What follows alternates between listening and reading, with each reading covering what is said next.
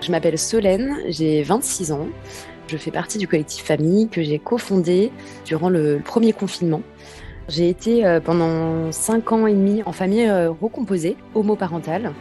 Et en fait, l'idée est venue avec du coup mon ex-conjointe de contribuer à la société et notamment pour les enfants issus de familles aux parentalités LGBTQIA+. Donc on s'est fait cette réflexion de se dire ok, il n'y a rien qui existe pour ces familles-là.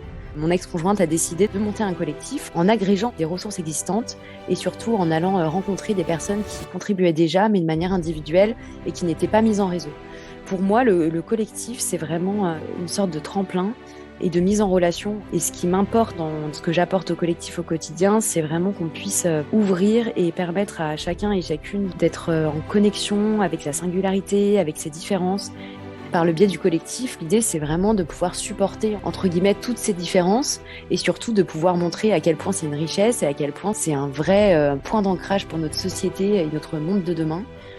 On a eu l'idée depuis le début de pouvoir créer un événement qui soit en physique. Ce qu'il faut savoir, c'est que le collectif est né quand même à distance et qu'on travaille tout à distance. L'idée étant arrivée pendant le premier confinement, c'était très compliqué de se mettre en lien physiquement avec les personnes.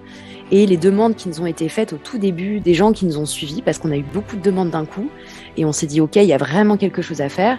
Les personnes qui nous suivaient nous ont tout de suite demandé s'il était possible qu'on se rencontre, s'il était possible de rencontrer d'autres familles, que ce soit pour leurs enfants ou pour les enfants à naître, de pouvoir vraiment se mettre en lien et de pouvoir rencontrer des gens qui partageaient le même schéma familial et les mêmes expériences de vie, du coup, liées à ce schéma.